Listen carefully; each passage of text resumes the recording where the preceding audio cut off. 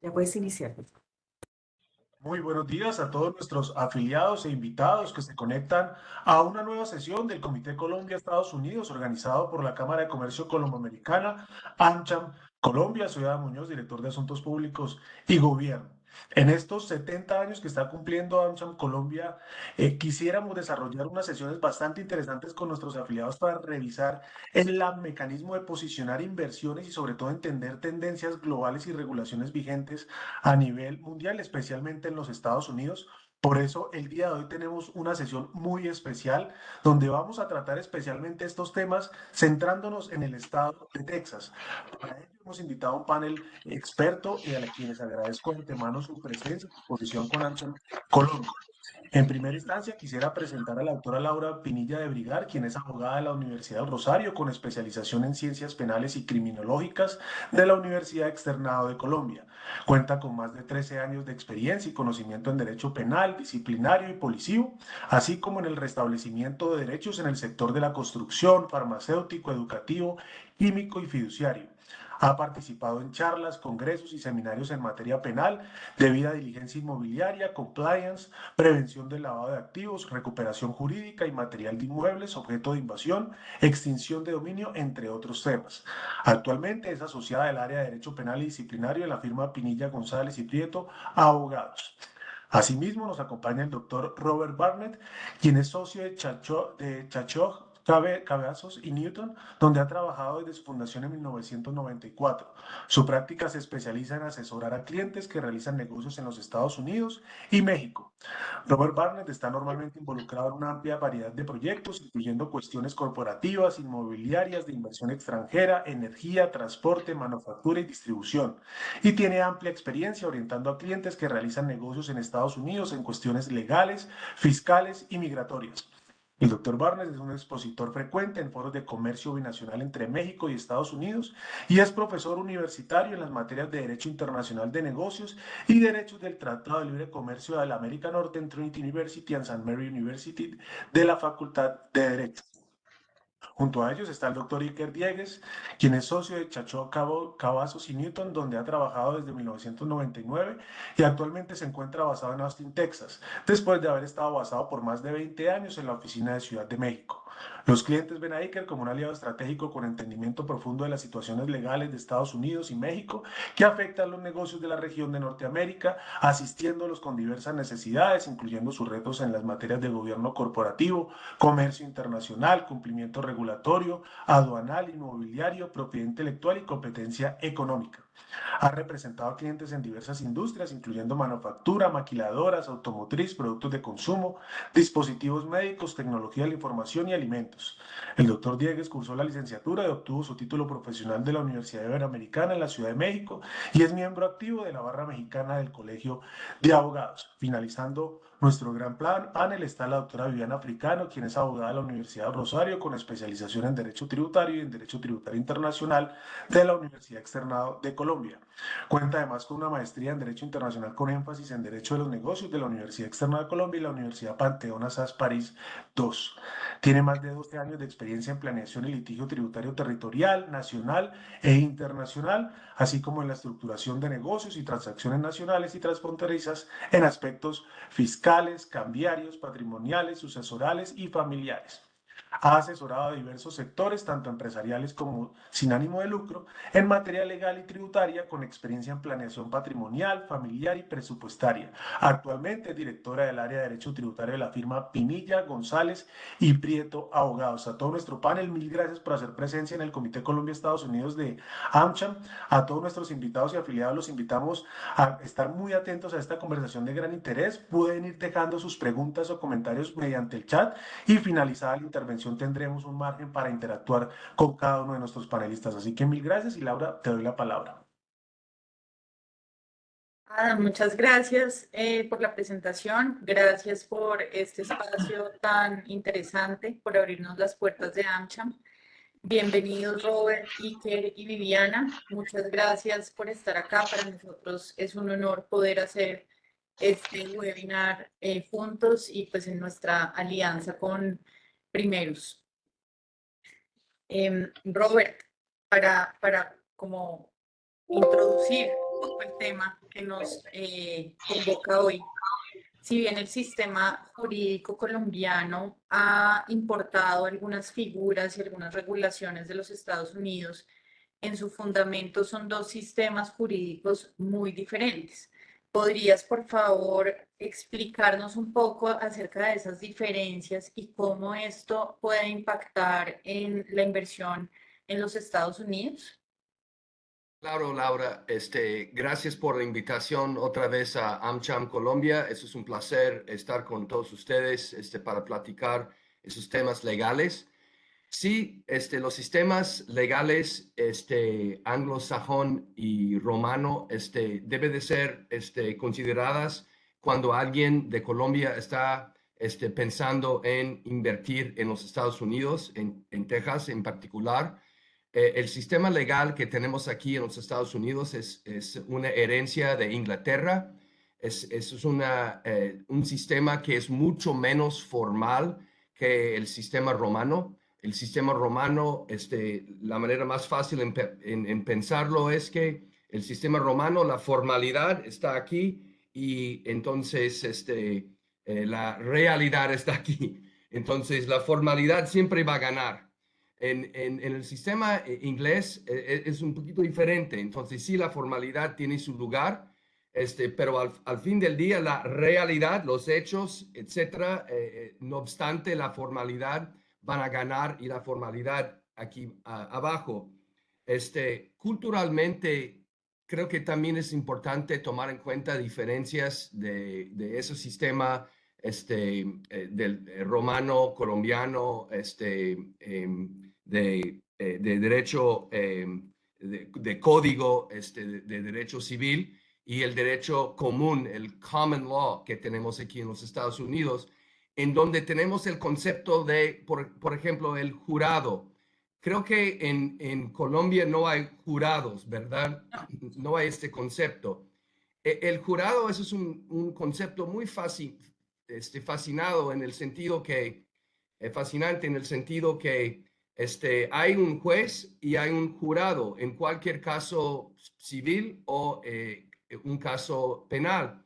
Y el juez está encargado de tomar decisiones de derecho, de ley, pero el jurado está encargado de tomar decisiones de hecho. La mercancía fue entregada demorada. La mercancía tenía faltas o problemas. Esas cuestiones de hecho son resueltos por el jurado y el jurado y el juez trabajan juntos en el caso para llegar a la conclusión. El jurado está formado por miembros del público en general. Pueden ser carpinteros, pueden ser obreros, pueden ser enfermeras, pueden ser profesionistas, pueden ser cualquier persona. Toda la gente de la comunidad estén convocadas a los tribunales para servir en su turno como miembro del jurado. Ese es un concepto muy, muy diferente.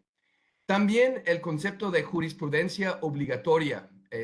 Creo que en Colombia la jurisprudencia tiene su lugar, entonces sí es algo para considerar en el sistema de derecho ahí en Colombia, pero no es necesariamente obligatorio al juez que está tomando la decisión en el caso, es nada más una guía. No sé, entonces imagino que es similar a otros países en Latinoamérica. Aquí la jurisprudencia es obligatoria. El juez o la jueza debe de seguir la jurisprudencia, no hay opción. Si hay un caso anterior que tiene los mismos hechos y las mismas consideraciones, entonces el juez o la jueza debe de seguir la jurisprudencia. Esas son algunas diferencias, pero principalmente creo que yo les encapié la diferencia en formalidad versus la realidad. Entonces, mucha gente llega, oye, hay una estrategia para manejar esta situación fiscal, por ejemplo, y la realidad es que no hay una estrategia. La realidad es esto y debe de cumplir con lo que es la ley. Estos serían algunos comentarios en ese sentido. Muchas gracias.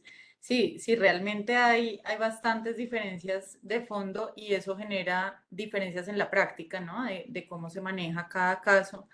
Viviana, tú en materia tributaria y en líneas generales, ¿cómo verías esa implicación práctica de la diferencia que nos explica Robert de los dos sistemas en el sistema jurídico colombiano para temas de negocios e inversión extranjera? Sí, justamente, digamos que la diferencia macro, como la señalan, es en Colombia nuestro sistema es romano y en Colombia el sistema normativo se basa principalmente en la Constitución, que además en materia de tributación consagra un principio básico que es el de legalidad y el de reserva de ley. Quiere decir esto que todos los tributos en Colombia se encuentran inicialmente regulados por la ley, necesariamente regulados por la ley, y en consecuencia solamente el legislador colombiano puede crear un tributo. Entonces, por más que en Colombia tengamos una división clara, como lo veremos más adelante en Estados Unidos, entre la tributación nacional y la tributación territorial, lo cierto es que las autoridades locales no pueden crear tributos y no pueden regular la totalidad de los elementos de estos a su querer o a su potestad, sino que necesariamente tiene que tener el respaldo de la ley. Adicionalmente, y como lo señala Bernard, lo importante es que aquí, si bien la jurisprudencia y la doctrina de las entidades administrativas se encuentra basada necesariamente en esa ley, necesariamente en lo que la ley consagra, puede que en los casos, por supuesto, específicos, y para eso pues son los jueces, ellos son quienes se encargan de dilucidar las discusiones, pero siempre, siempre, siempre van a estar basadas en la ley. Y de hecho, en la tributación colombiana tenemos pues algo muy particular, y es que en materia de procedimiento y sanciones, estas vienen a ser objetivas. ¿Y en qué influye esto? Por supuesto, en materia de inversión, en materia ya de el día a día del cumplimiento de las obligaciones. Básicamente que acá, como no es tan a lo cotidiano y a la realidad, sino más bien a lo que viene de la ley, por más que se interponga una situación inesperada como nos pasó con la pandemia del COVID-19, en el que, por ejemplo, muchas personas pues se quedaron literalmente encerradas en Colombia y entonces la residencia fiscal operó y, bueno, unas situaciones que se salían de las manos de los contribuyentes. Objetivamente, lo que pasó en Colombia fue que si la ley consagraba pues, estas circunstancias objetivas, no había lugar a discusión frente a la situación particular que se estaba viviendo, si se quiere, como a manera de ejemplo. Entonces, eso hace también que al ser el sistema tan formal, hay que estar muy pendientes de las obligaciones tal como se encuentran consagradas en la legislación, porque si bien un juez, por supuesto, pues se va a encargar de, en discusiones con la administración tributaria, revisar el caso a caso para también mantener o darle prioridad a los principios constitucionales tributarios, de equidad tributaria, de justicia y demás, lo cierto es que necesariamente ese juez va a tener que ceñirse a lo que diga la ley, a lo que digan las normas particulares, pues para poder fallar en derecho. Entonces, pensaría yo que ese es como el principal impacto que tiene el cambio de sistema. Muchas gracias, Viviana, muy claro. Y ya con esto nos vamos aterrizando un poco a la práctica ya de los negocios, para no aburrir a nuestros asistentes, que sabemos que hay muchos que no son abogados, pero queríamos dar un contexto un poco de cómo se regula la inversión extranjera y los negocios en los Estados Unidos y qué diferencias tenemos con Colombia. Y que desde tu experiencia como abogado mexicano, tú migraste a los Estados Unidos y has logrado consolidar allá tu práctica. Creo que hay muchos aspectos que nos unen como latinos a los colombianos y mexicanos. ¿Qué otros aspectos dirías que un inversionista debe considerar, un inversionista latino, al momento de invertir en los Estados Unidos para lograrse adaptar allá y lograr adaptar su inversión o su organización al sistema de los Estados Unidos? Sí, gracias. Bueno, pues también aprovecho para agradecer la invitación a participar en este panel. Y sí, hoy estamos hablando de derecho americano y de derecho colombiano, no derecho mexicano. Entonces, el grano de arena que vengo a aportar hoy es un poquito la experiencia de ese movimiento. Después de haber estado 20 años en México, ¿cuál ha sido mi experiencia mudándome y desarrollando mi negocio en los Estados Unidos?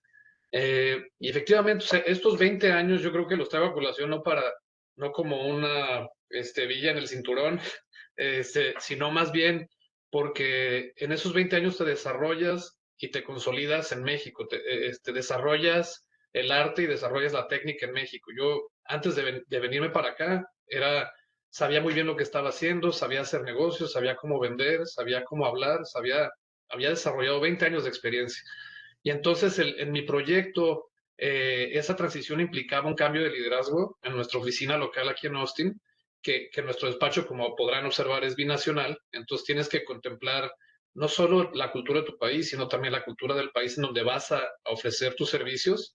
Y en paralelo a eso tuve la oportunidad de invertir con un buen amigo que también se emigró a los Estados Unidos y invertimos en una franquicia de servicios de limpieza. Entonces, esa fue una experiencia que te genera humildad, porque a pesar de que eres un experto legal, cuando te afrontas a la práctica de desarrollar un negocio es cuando te das cuenta de frente, ¿no? Con las barreras que implica el poner un negocio.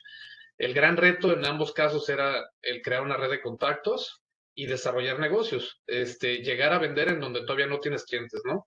Y sin duda la primera barrera, la más evidente, es el idioma. Y yo lo diría el idioma desde un aspecto de vista social y desde un aspecto de vista de negocios. Si tú llegas a un fraccionamiento residencial y tienes conflicto con el idioma inglés, pues desarrollar esas relaciones interpersonales te va a costar trabajo. Yo como lo digo es que yo pienso en español, traduzco y luego hablo en inglés. Y eso pues te hace un poquito más lento, ¿verdad? No eres tan hábil ni tan simpático y el sentido del humor, hasta contar una broma es muy diferente, ¿no? Entonces, parece que no, pero ahora eso trasládalo, ya no de un aspecto social, sino a un aspecto de negocios, ¿no? Sentarte en la mesa y poder transmitir correctamente las ideas, la comunicación es esencial, ¿no? Y tienes que tener una comunicación efectiva. Y entonces el idioma es la primera barrera. Y así como dije que pues tú eres una persona en español y tienes un alter ego en inglés. Y ese alter ego lo que quieres es reducir la brecha y ser la misma persona que eres en español que la persona que eres en inglés. Ahora imagínense que su negocio pasa la misma transición. Tú tienes 20 años de experiencia en Colombia, tienes 20 años haciendo tu negocio, eres un experto exitoso y vienes acá y tienes que traducir tu página web, tienes que traducir tus materiales de marketing, tienes que traducir tus prácticas y tienes que hablar el negocio y tienes que hablar el idioma local. Y no nada más es el idioma, va más allá del idioma mismo, es la cultura de negocios. A mí me ha pasado un ejemplo muy claro de México. En México primero somos amigos y luego hacemos negocios. En los Estados Unidos venimos a hacer negocios, no a ser amigos. La confianza es una assumption, es algo dado en Estados Unidos. La tienes mi confianza a menos que hagas algo que haga perderla. Entonces llegamos a la mesa confiando el uno del otro. En México desconfiamos hasta que no me des razón para confiar Hasta en que ti. te ganes la confianza, igual que acá. Claro, primero somos amigos y luego hacemos negocio. Mira, ven, vamos a comer, luego vamos a tomar unas copas y luego ya al final somos compadres y entonces ahora sí ya celebramos el contrato. Entonces, eso es algo muy latino y que hay que tomar en cuenta, ¿no? No solo es el idioma, es la cultura de negocios. La adaptación familiar, si van a migrar, pues los niños en la escuela, el costo de vida, como dije, ¿no? La elección del lugar en donde vas a vivir, todo eso tiene un aspecto trascendente en el éxito de lograrlo. Eh, Hay muchas prácticas locales de negocios a considerar. No fue fácil determinar los precios, por ejemplo. Los precios son muy diferentes, tienes unos costos aquí que no tienes allá. Un ejemplo clarísimo es el costo de seguros. Tienes que tener seguros para muchas cosas y eso incrementa tu costo y entonces a la hora de vender, pues no puedes vender al mismo precio y para ser competitivo tienes que factorear todos esos costos. La disponibilidad de empleados, en el caso de nosotros era uno de servicios de limpieza, por ejemplo, pues tienes que traer, hay mucha gente migrante que quiere trabajar en eso, hay mucha gente que estudiada que no quería trabajar en eso, entonces fue una complejidad para nosotros encontrar y había una rotación constante. Entonces, no es lo mismo vender productos que vender servicios y cuando vas a vender servicios tienes que tomar en cuenta la disponibilidad de empleados. La promoción, por ejemplo, es muy distinto. Aquí no es es común que te recibas una llamada, contestas y te dice, hola, ¿cómo estás? Oye, mira, hablo de tal servicio, te quiero vender este servicio, no sé si tú ya lo tienes. En México eso no es común. Aquí es muy frontal la oferta. Y bueno, hay otras cosas a considerar. Las restricciones de tu visa respecto a lo que puedes y no puedes hacer, tienes que tener muchos cuidados. Las prácticas locales, por ejemplo, de los notarios son muy diferentes. La figura del notario aquí en Estados Unidos de la función que juega en México. El uso de corredores públicos para cualquier transacción inmobiliaria. En México no se usan, a menos que se justifique. Aquí no puedes hacer la transacción sin ellos, es un riesgo muy alto, ¿no? Entonces, la recomendación para cerrar mi comentario sería que no improvisen, planear, planear, planear. Y cuando ya planeaste, vuelve a revisarlo y planea otra vez. Ok, y sí, y que te ayude a revisarlo un experto siempre, ¿no? Sin Porque duda, es sin como duda. el tema del corredor. Y dentro de esa adaptación de la organización, ya también hay un tema práctico que es constituir la sociedad allá para poder, supongo que en algunos casos es necesario, en otros no, para poder operar en territorio norteamericano. Robert, ¿cuáles son esos principales tipos societarios que pueden ser útiles y que nos recomiendas para hacer negocios en los Estados Unidos y para consolidar la operación de una empresa allá? Gracias, Laura. Sí, es necesario constituir una sociedad con cualquier proyecto. Aquí la responsabilidad legal personal que puede ser aplicada en un caso, si una persona física está llevando a cabo una inversión, un proyecto, un contrato, etcétera, es demasiado riesgoso y siempre mejor constituir una sociedad.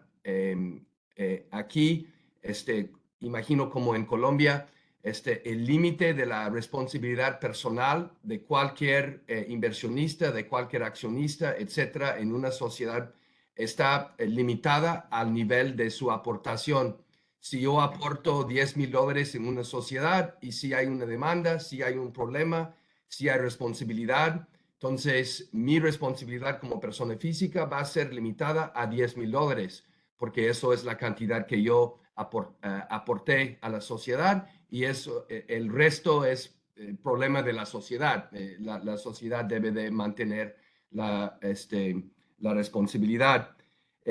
Hay básicamente tres tipos de sociedades de considerar en los Estados Unidos. Primero sería la corporación, lo que es básicamente lo mismo de una sociedad anónima. La corporación tiene varios sufijos que la gente usa: Inc., Incorporated, Corporation, Corp. Todos esos sufijos significan una corporación o un corporation. La corporación tiene accionistas, tiene un consejo de administración, tiene un capital. Aquí en Texas no hay un capital mínimo. Se puede constituir la sociedad con un capital de $1. No sería recomendada, pero no hay capital mínimo.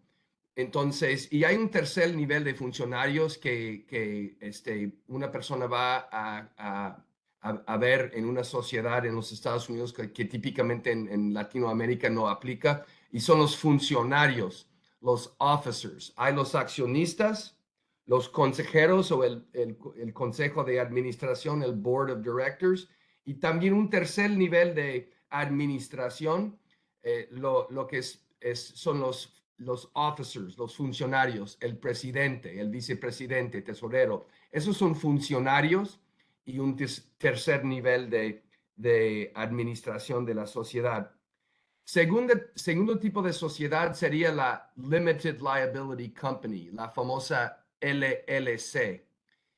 La LLC como figura ha existido aquí por más o menos 40 años.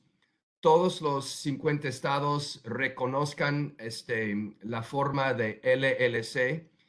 La LLC es más como una sociedad de responsabilidad limitada en algunos países. Imagino que Viviana va a mencionar en Colombia su correlativa.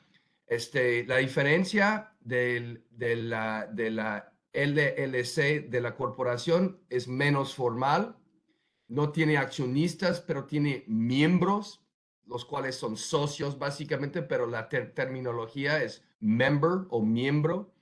No tiene este consejo de administración, tiene un gerente o consejo de gerentes, managers. Entonces, pero la diferencia más importante de la LLC, fiscalmente, la LLC puede ser calificada como una sociedad transparente para propósitos fiscales. Eso significa que al nivel de la sociedad no paga impuestos. Los resultados de operación de la sociedad, utilidades, pérdidas, etcétera, de la sociedad, van a fluir a los miembros, los socios.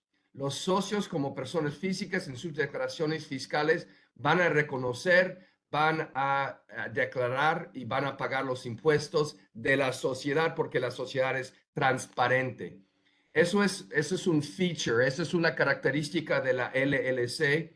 Lo que es muy atractivo en ciertos casos es elegir tratamiento fiscal transparente, partnership o transparente. Es otra vez la LLC se permite, la corporación no se permite. Finalmente hay una tercera tipo de sociedad que se llama Limited Partnership. La LP es como una sociedad en comandite o una sociedad, una asociación en participación. En México se llama ANP, una asociación en participación, donde hay un socio activo general que maneja el proyecto, tiene toda la responsabilidad, las decisiones y todo esto, es el socio activo. Y los socios pasivos, los socios limitados. Los socios limitados no tienen un papel en la administración de la sociedad, son socios pasivos, nada más esperen los resultados y tienen también un límite en su responsabilidad a la cantidad que han aportado a la sociedad. La LP típicamente está tratada como una sociedad transparente también. Entonces, todas esas sociedades estén reguladas por ley estatal.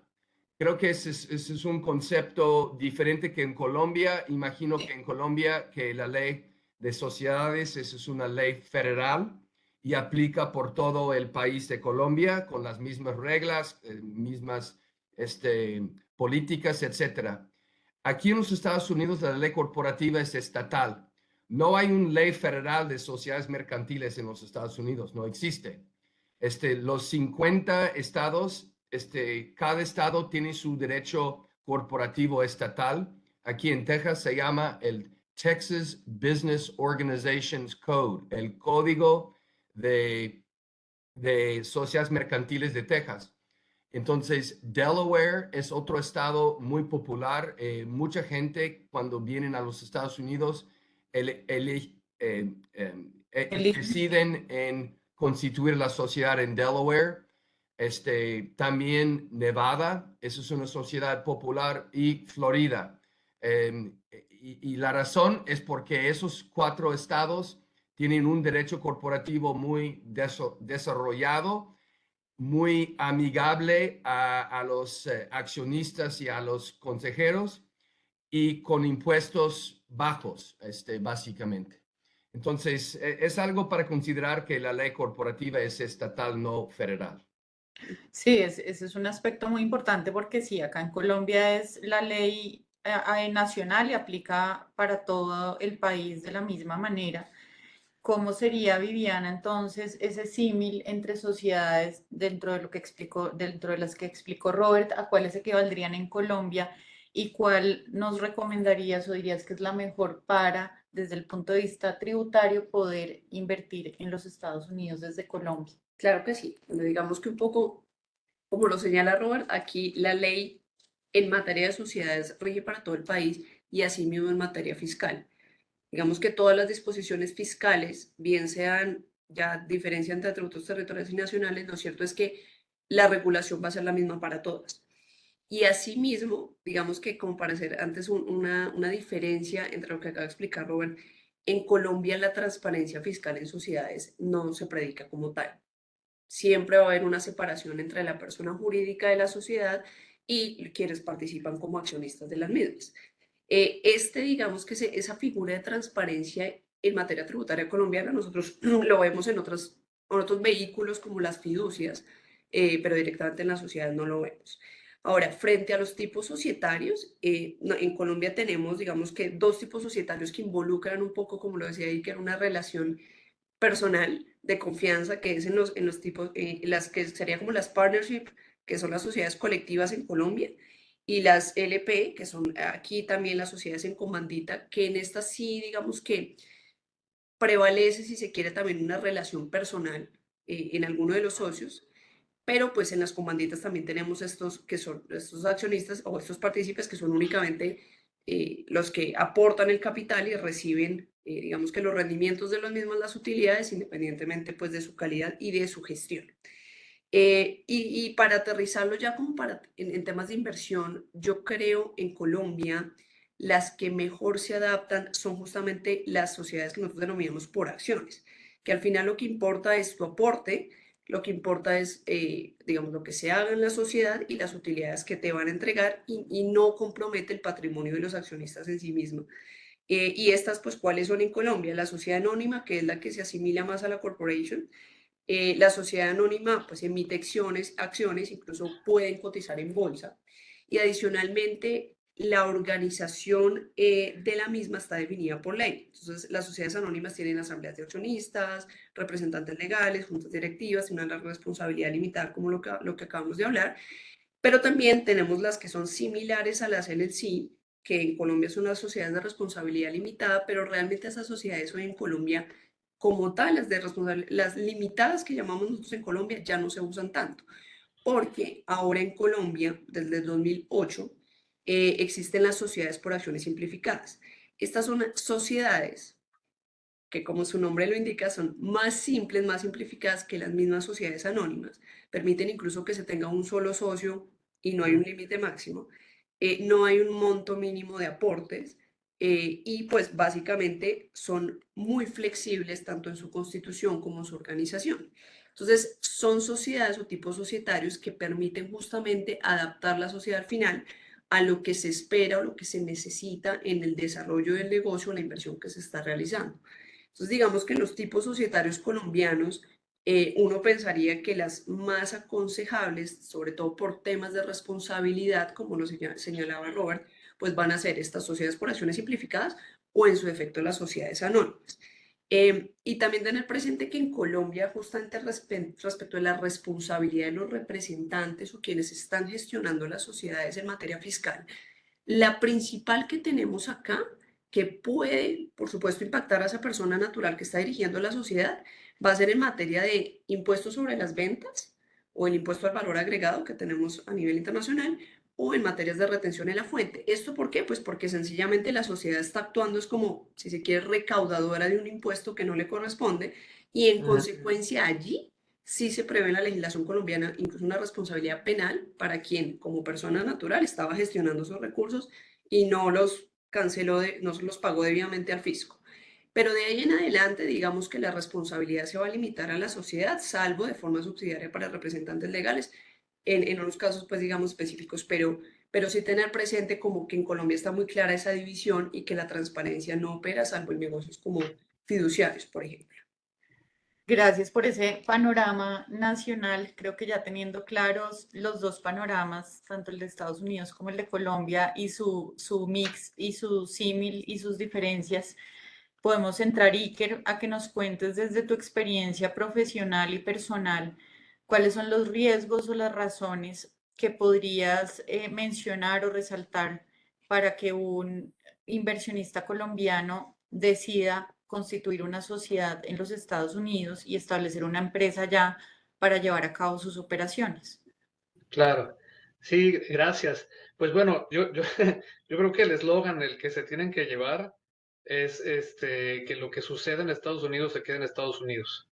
O sea, entonces, Si tú Sí. quieres crear una circunstancia que no se contagie hasta Colombia y a tus activos y poner una delimitación del riesgo, sin lugar a dudas, ya lo mencionaban antes los panelistas, es necesario el crear una entidad legal, ¿verdad? Em, ¿Me escuchan? Sí, se perdió un Disculpa, es segundo que se tiene un la poquito la imagen. cámara, pero ya estoy. Ok, listos. Bueno, entonces, ya platicábamos antes, ¿no? Está el tema de los seguros de responsabilidad. Es altísimo el costo de los seguros y realmente no puedes llevar a cabo actividades sin seguros. Ya platicábamos aquí, las sentencias judiciales suelen ser ejemplares y hemos visto todos los casos de las sentencias del $1.000.000, ¿no? La persona que se resbaló en el baño, la señora que se quemó con el café saliendo de McDonald's, en fin, son múltiples las posibilidades y si tú no tienes seguros, pues te estás exponiendo. Y en la misma manera en la que te quieres proteger de los seguros a través de proteger de la responsabilidad a través de los seguros, también quieres proteger la actividad a través de la creación de una entidad legal. Ya platicábamos de los diferentes escalones y las posibilidades de evitar la exposición de tus activos personales y que el riesgo se delimite al monto de la aportación. Y no basta crear la sociedad, ¿eh? O sea, hay muchas cosas que son do's and don'ts que tienes que evitar para evitar que haya le llaman piercing the corporate veil, o sea, un levantamiento del velo corporativo que te Sí. exponga a ti a nivel personal por las actividades llevadas a cabo. En México, por ejemplo, los poderes para ser válidos tienen que otorgarse en tu notario, es la forma sobre el fondo, ¿no? Súper formal. Aquí en Estados Unidos, el poder se asume por la posición que ejerces en la empresa. Entonces, aquí es un país en donde lo que escribas en una servilleta tiene poder de contrato obligatorio y en México tiene que estar firmado en todas las hojas abajo con rúbrica, con huella dactilar. Entonces, hay que saber eso. La razón por la que quieres tener una empresa, además, es más fácil cumplir con los requisitos operativos, es más fácil tener un control contable de tus actividades americanas, además de delimitar ese perímetro de protección. Y como ejemplos prácticos, en los 5 años que llevo aquí, cuando creamos esta inversión de la franquicia de servicios de limpieza residencial y comercial, me tocó una camioneta con 4 personas del crew que va a hacer los servicios, tuvo un accidente. Entonces, no te quiero contar lo complicado que es cuando te enfrentas a esas situaciones. Aquí es muy diferente. Claro. Otro ejemplo es, ellos le llaman bonded and insured. Otra vez el tener ese blindaje de seguros, ¿no? Entran las personas a las casas de otras personas a limpiar pues limpiando, levanta la escoba y rompe un candelabro y resulta que el candelabro era una cosa artística, única, y entonces es un dineral. Entonces, ese es el tipo de cosas que hay que pensar, ¿no? Quizás las consecuencias de lo que haces son diferentes. Esa es la recomendación. Buenísimo, sí, muy interesante porque sí, de todo lo que mencionas hay cosas muy similares a Colombia. Aquí tal vez la pandemia nos ayudó un poquito a quitarnos un poquito nomás la formalidad, pero aquí también todo es fotocopia al 150, sello, firma. Así Entonces es. hay que cambiarse el chip bastante. Y en temas tributarios, me imagino que será algo similar ese cambio de chip. ¿Cuáles serían esos aspectos más importantes, Robert, en materia tributaria que debería tener en cuenta un inversionista colombiano que quiera hacer negocios en los Estados Unidos? Yo creo que la importancia de la planeación antes que llegarse aquí es sumamente importante. También tomar en cuenta que el sistema fiscal aquí de los Estados Unidos es un sistema extraterritorial, en el sentido que es mundial. Alguien quien es residente fiscal para propósitos del impuesto sobre la renta en los Estados Unidos, Income Tax Resident de los Estados Unidos, está obligado a declarar sus ingresos por todo el mundo. Ujú. Y el gobierno federal va a recaudar los impuestos en todas sus actividades en cualquier lugar. Entonces, alguien de Colombia que va a venir a los Estados Unidos para desarrollar un proyecto Y si esta persona va a pasar más que 182 días en los Estados Unidos físicamente presente durante 12 meses consecutivos, esta persona colombiana, no obstante el hecho que su casa queda en Colombia, su negocio queda en Colombia, su familia queda en Colombia, su presencia física en el territorio de los Estados Unidos por esta cantidad de días, 182 días en un año, se convierte a esta persona a un residente fiscal americano. Y con esto hay una serie de obligaciones fiscales muy importantes. Lo más importante es declarar mundialmente al fisco en los Estados Unidos. Mucha gente no entiende este feature, esta característica de nuestra ley fiscal y vienen y se pasan mucho tiempo, hacen cosas, regresen, vienen, regresen, etcétera, y no tienen el concepto y la idea que debe de declarar en los Estados Unidos y no presentar las declaraciones debidas es otro ronda de problemas que obviamente no quisieras enfrentar. También tenemos un impuesto aquí de impuesto de herencias o lo que es el impuesto de sucesión. En inglés se llama estate tax o el impuesto patrimonial y se aplica cuando una persona muere. Entonces, cualquier persona en su fallecimiento, es la responsabilidad del albacea o de sus herederos de declarar la cantidad de su patrimonio al gobierno federal y pagar los impuestos de impuestos de sucesión, estate tax. El problema para los extranjeros con este impuesto y la gran mayoría de los extranjeros en el mundo que vienen aquí no tienen conocimiento de este concepto, de este derecho, de esta ley. Es para un servidor, yo tengo una exención de más que 14 millones de dólares. Si yo me muero y mi patrimonio vale menos de 14 millones de dólares, lo que es una cantidad muy elevada, mis herederos no van a pagar ningún impuesto de sucesión. Pero la exención para no residentes, alguien de Colombia que van a llegar aquí para comprar una casa, por ejemplo. Yo voy a comprar una casa en Miami, yo voy a comprar una casa en Houston, que vale $400,000 la casa. Entonces, la exención de este impuesto de sucesión no es 14 millones de dólares, la exención es $60,000, nada más 60,000, por todo el patrimonio que tiene físicamente ubicado en los Estados Unidos, acciones en la bolsa, una casa en Houston, automóviles que tiene ahí en su casa en Houston. $60,000 de exención, el resto sería sujeto al impuesto de 40%. Y los herederos deben de pagar un impuesto de 40%. En el ejemplo de la casa, $400,000 es un valor normal de una casa aquí, $400,000. Entonces, 60,000 de deducción, de exención, $340,000 sujeto al impuesto de 40%, más que $100,000 en impuestos por el mero simple hecho de morir y no tener el conocimiento del derecho de sucesión. Exacto. El impuesto de sucesión. Lo que eso todo significa es la importancia de la planeación. Como en su caso práctica menciona Iker, planeación. Eso es la realidad. Hay también limitaciones en la ley norteamericana en la capacidad de donar propiedades a sus hijos y a sus familiares. En muchos países es muy común tener un derecho de donar.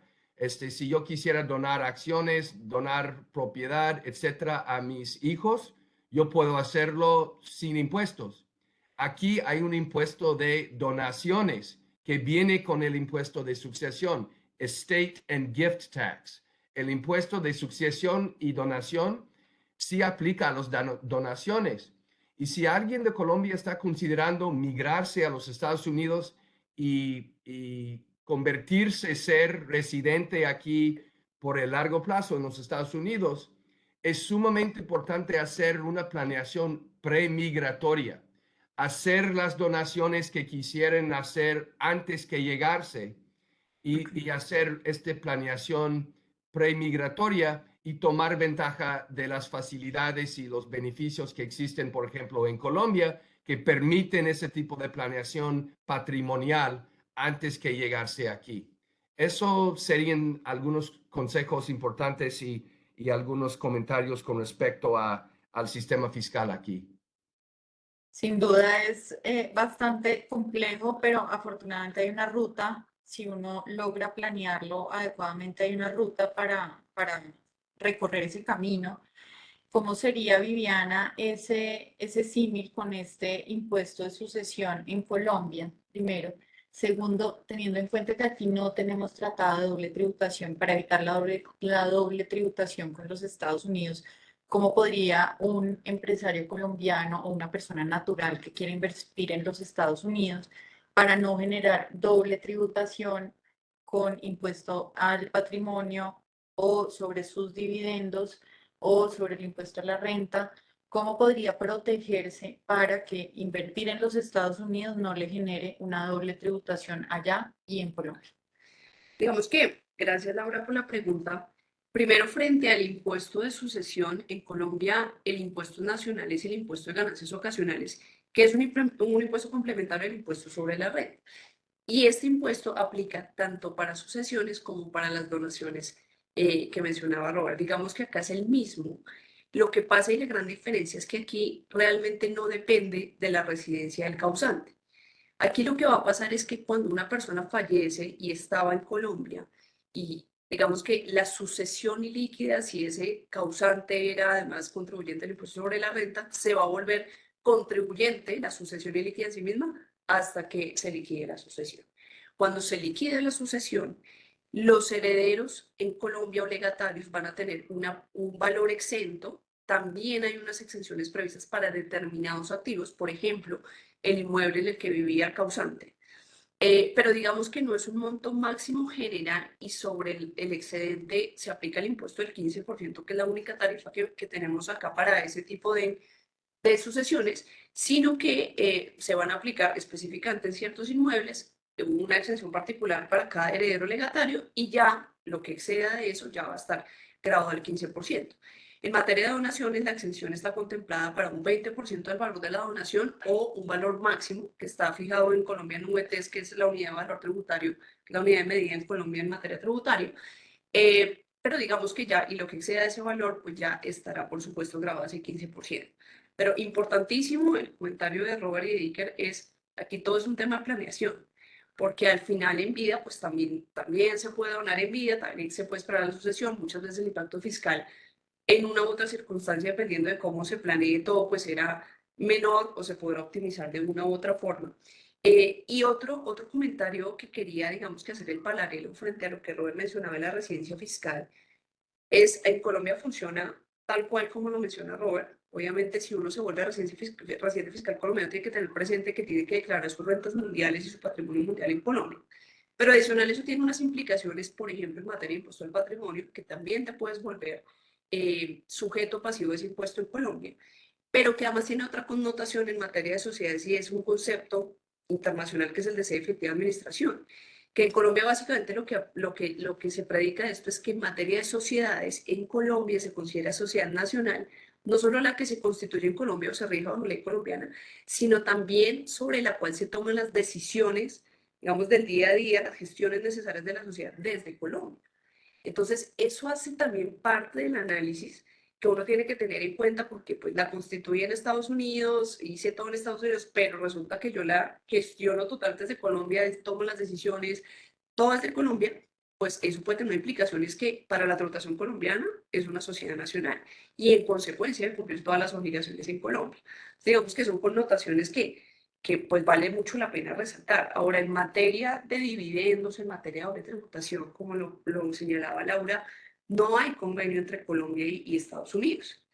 No obstante, el Estatuto Tributario colombiano, digamos que trae un descuento tributario en materia de impuestos sobre la renta, no de impuesto al patrimonio, que lo que nos permite es que cuando hay una tributación en un país fuera de Colombia, una jurisdicción fuera de Colombia, por una renta determinada, el contribuyente colombiano puede llevarse como descuento el impuesto que pagó por esa misma renta bajo unos límites que es básicamente que no te puedes llevar un límite superior a lo que pagaste allá y lo que tienes que pagar acá. Si hubiera un excedente, la ley te permite llevarlo en unos periodos fiscales siguientes bajo el mismo límite.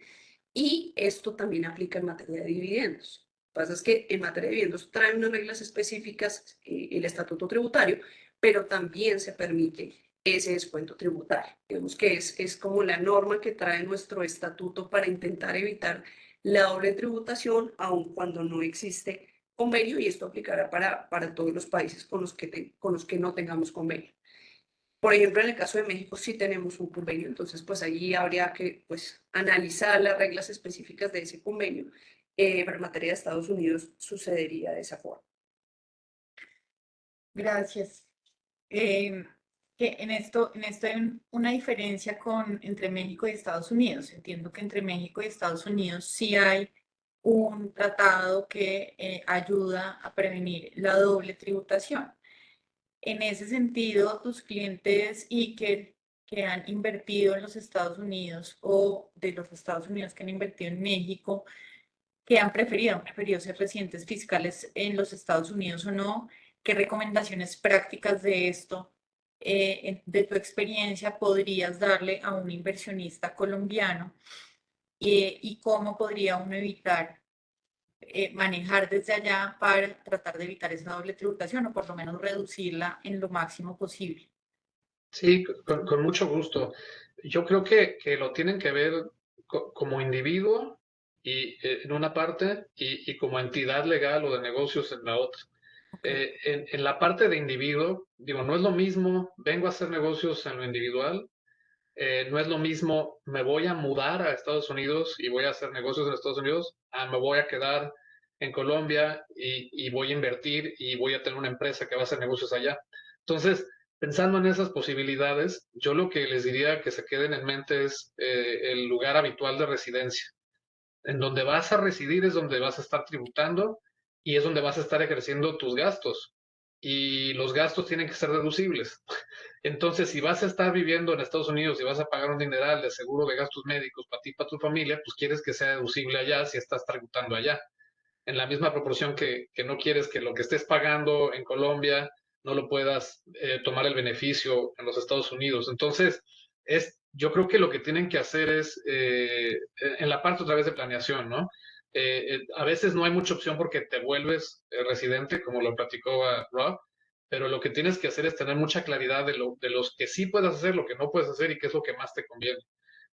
Y normalmente tiende a ir a donde está el lugar habitual de residencia, ¿ok? Para individuos. Y esto es relevante porque tú quieres, si vas a vivir en los Estados Unidos, quieres crear el historial crediticio, el famoso credit score. Si tú no tienes credit score y quieres venir y comprar un coche, good luck, porque entonces no tienes acceso a crédito, no tienes, es algo muy práctico, pero tienes que ir creando esa historial y una buena reputación crediticia para tener acceso al crédito y a esos beneficios. Entonces, quizás si vas a estar viviendo en Estados Unidos, pues lo más lógico es que tengas esa posibilidad. Como negocio es un poquito más complejo, pero lo que quieres hacer es escoger un tipo societario que te permita mantener dentro de la sociedad, o sea, que el residente fiscal sea la sociedad y no el individuo, y entonces la elección del tipo societario es relevante, ¿no? En ambos casos tienes que tener, si vas a declarar impuestos como individuo, tener un asesor local que te ayude con lo contable y que lo hagas correctamente, y si vas a tener el negocio y vas a estar con un pie aquí y un pie allá, quieres tener un asesor fiscal internacional que esté versado y con experiencia en las dos naciones y entienda los saberes.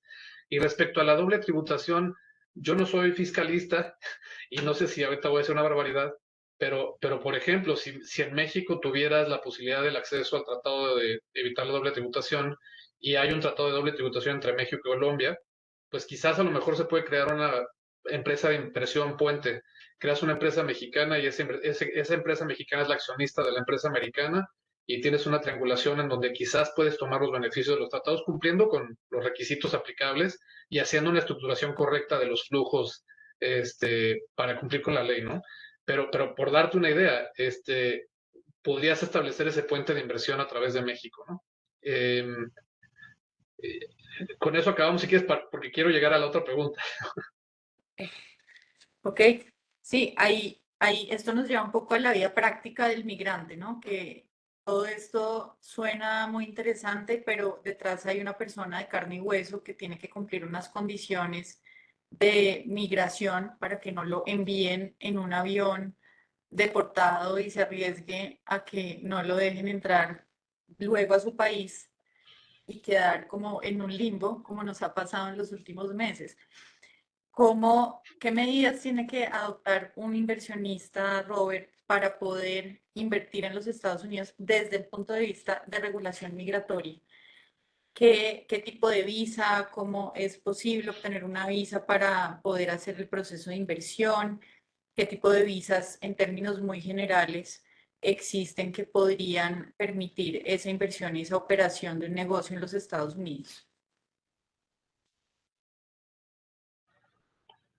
No te estamos oyendo. Gracias, Laura. Ella. Primero, debemos de considerar que la visa B1, B2, porque hay un guión B1, guión B2, es para visitantes. El B1 es visitante de negocios. Si alguien va a visitar a los Estados Unidos para propósitos empresariales de negocios, para reuniones, para asistir un evento, etcétera, empresarial, es la visa B1. Eso no se permita residir ni trabajar en los Estados Unidos, pero es la visa más común de un visitante. Hay también la visa de inversionista. La visa de inversionista es algo que es posible con una inversión sustancial. Aquí lo que típicamente está considerada como $300,000 más o menos en inversión. Hay también la figura de visa de profesionista, la H1B. La H1B es una visa de profesionista que alguien, abogado, ingeniero, médico, alguien quien tiene cédula profesional puede ser contratada por una sociedad aquí y se puede residir y trabajar en los Estados Unidos. Una visa muy común para las sociedades internacionales es la visa L1, la visa de transferencia intercompañía. La L1 se permita a una empresa de Colombia mandar sus directores, sus administradores y sus personas con conocimiento especializado a una subsidiaria o una afiliada en los Estados Unidos.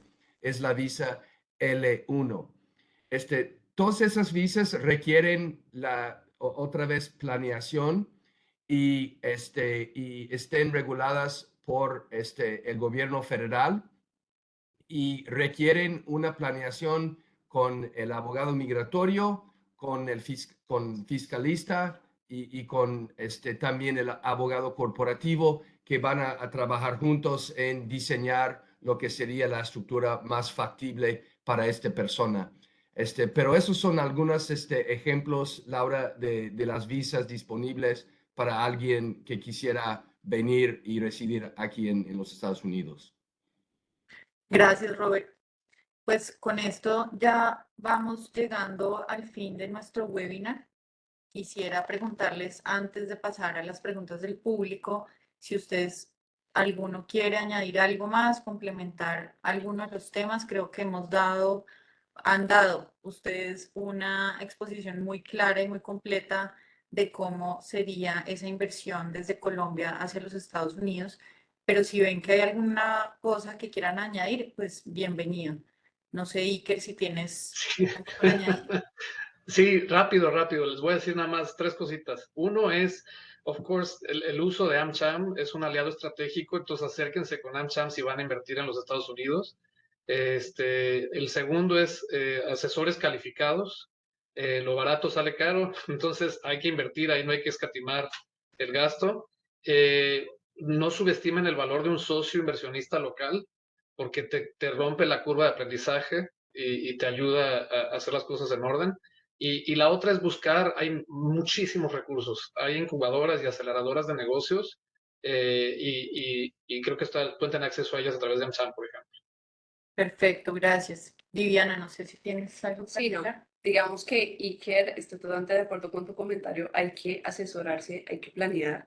Digamos que esto lo que intentamos hacer como un panorama muy general, pero definitivamente en materia de inversión hay que tener en cuenta demasiados factores, obligaciones que al final pueden ser meramente formales, pero que pueden generar un sobrecosto si no se cumplen en las jurisdicciones que corresponden, sobre todo cuando estamos hablando de inversiones multinacionales. En Colombia, por ejemplo, rápidamente tenemos en nuestra legislación tributaria, por ejemplo, un régimen que es entidades controladas del exterior, que también está en Estados Unidos, que básicamente lo que predica es que cuando más del 80% de los ingresos que está recibiendo la entidad controlada del exterior, valga la redundancia, son ingresos pasivos, los debe declarar en Colombia quien las está controlando. Entonces, son obligaciones que al final, si uno no conoce, pues uno va a empezar en el país de su residencia, en el país local, a incumplirlas.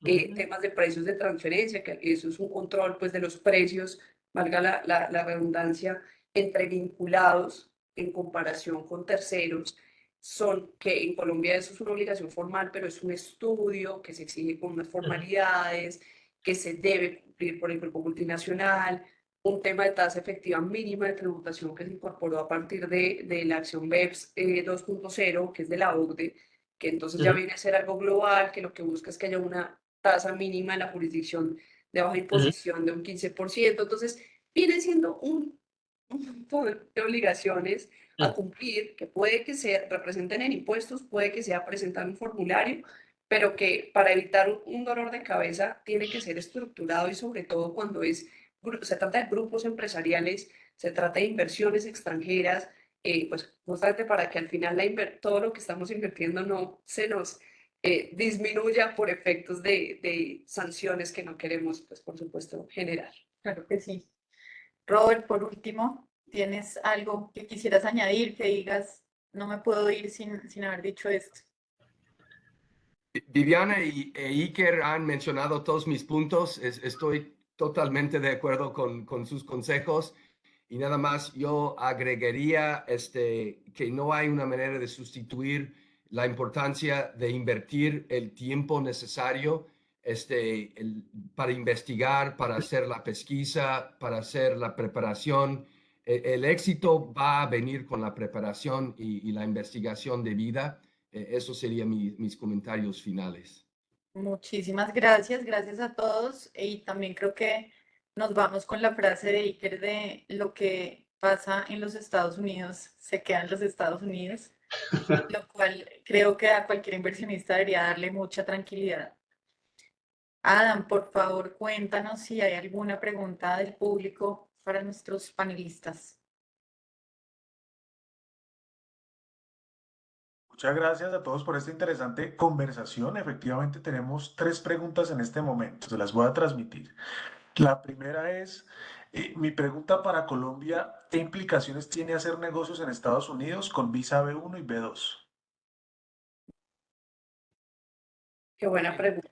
Sí, entonces con la visa B1, B2 es otra vez visitante. Entonces, si una persona va a venir a los Estados Unidos con la visa B1, B2, no se puede trabajar, no se puede residir aquí, pero se puede visitar. Entonces, si esta persona no está pasando la presencia física de 182 días y no está trabajando aquí, entonces no van a tener ninguna implicación fiscal, no hay problema y entonces no hay un impuesto. Gracias, Roberto. La siguiente pregunta es, ¿podríamos tener un negocio en Estados Unidos sin estar en Estados Unidos? ¿Cómo se lograría obtener clientes si no estoy en Estados Unidos? Y es posible, no hay ningún requisito que hay un socio local o alguien que está residiendo o viviendo en los Estados Unidos dentro de la sociedad. puede ser una sociedad dirigida 100% desde un otro lugar, desde Colombia. Es requerido contratar los servicios de un domicilio y de un representante legal. Hay servicios que prestan este tipo de servicio de funcionar como registered agent, agente registrado, y como domicilio registrado, pero imagino que hay ciertas implicaciones de dirigir la sociedad desde Colombia que Viviana no se puede complementar. Sí, digamos que en Colombia como tal no hay la obligación de tener un agente registrado en el exterior para hacer inversiones ni nada. Digamos que acá lo importante es que, por supuesto, todas las inversiones que se hagan en materia extranjera también estén debidamente registradas ante el Banco de la República. Cuando sale, y perdón, hay que complementar un tema cambiario, pero cuando uno hace una inversión desde Colombia también es un factor que no, tal vez no mencionamos antes, pero cuando se hace una inversión en Colombia hacia el extranjero, es importante que, por supuesto, todos los recursos estén debidamente canalizados a través de nuestro Banco de la República por los formularios que pues, el banco prevé justamente para legalizar y para que haya esa compatibilidad entre todo el registro de inversión extranjera o entre todo ese tipo de dineros que están canalizándose para hacer una inversión y que, por supuesto, tenga la compatibilidad en materia tributaria. Gracias, Robert y Viviana. Por último, en el caso de quien fallece residente americano y los herederos colombianos, ¿qué extensión aplicaría? Entonces, la exención está basada la residencia en este caso, de la persona fallecida. Entonces, el domicilio y la residencia de los herederos no tienen ninguna implicación, es irrelevante. Pero si hay alguien de Colombia que vive en Colombia y que tiene activos en los Estados Unidos, físicamente en los Estados Unidos, y fallece esta persona, entonces eso es donde vienen los problemas y la extensión de 60,000. No sé si estoy contestando bien la pregunta. Sí, yo creo que perfectamente. Y lo que va a pasar es que si los herederos son residentes colombianos y están obligados a tributar en Colombia, pues digamos que deben declarar en Colombia también esa herencia y, por supuesto, pues ya revisar temas de tributación entre los dos países, pero lo cierto es que si eres residente colombiano estás obligado a declarar en Colombia todas las ganancias, ocasiones que percibas, o si no va a haber incluso una diferencia en tu declaración de renta al año siguiente, porque vas a tener un incremento patrimonial injustificado a la luz de la legislación tributaria colombiano. Gracias. Nos llegó ya la última pregunta y es la siguiente. Los negocios en los Estados Unidos implican una inversión económica y cultural. Nuestros casos somos productores y exportadores de cafés especiales. Deseamos implementar la distribución directa en los Estados Unidos. ¿Qué posibilidad hay de hallar un socio aliado o inversionista? Sí, claro, con gusto. Sí la hay. Y como decía yo, hay canales a explorar. Por ejemplo, nosotros cuando estábamos con el negocio de la franquicia de servicios de limpieza, hay una institución que se llama BNI, o Business Network International, me parece. Y ahí tienen sesiones, tú te inscribes, tienen sesiones semanales inclusive, y vas conociendo a múltiples personas que están ya invertidos en los Estados Unidos o que están buscando inversionistas. Y hay muchos foros, hay cámaras específicas de sectores industriales y empresariales. Yo la recomendación que les haría es, si lo vas a hacer en un estado determinado, ¿no? En Texas, entonces hay que hacer la investigación en Texas y empezar a escautear dónde están esas cámaras empresariales locales. Hay también, por ejemplo, en nuestro caso, la Asociación de Empresarios Mexicanos, hay muchas cámaras de empresarios latinoamericanos, y entonces esa es la primera puerta a tocar. Hay muchos recursos, muchos. Y sí, sí, estoy seguro de que van a encontrar gente con la que puedan aliarse para establecer sus canales de distribución local. Bueno, pues de esta manera vamos cerrando la sesión de este Comité Colombia-Estados Unidos, agradeciendo por supuesto a Laura, Viviana, Robert, Iker, mil gracias por acompañarnos en AmCham Colombia y sin duda alguna son temas que vale la pena seguir analizando y replicando con el tejido empresarial afiliado a AmCham. A todos nuestros afiliados invitados que deseen conocer o acercarse por supuesto a nuestros panelistas, estaremos atentos para hacer ese puente con ellos. Mil gracias a todos por participar y seguramente nos vemos en una próxima oportunidad. Gracias, Adam. Gracias, Iker, Robert, Viviana, por su muy importante y completa explicación de todo. A nuestros invitados, pues les contamos que les vamos a enviar la presentación de todo lo que hablamos acá, no se preocupen, pero AmCham a través de sus correos les va a hacer llegar la presentación en la que encontrarán todo lo que hemos hablado acá. Iker, Robert, Viviana, fue un placer. Adam, muchísimas gracias por generar este espacio. Ustedes que estén muy Gracias. bien, feliz día. Gracias, buen día. Gracias a todos. Chao, buen Gracias, día. hasta Hasta luego. luego. Gracias.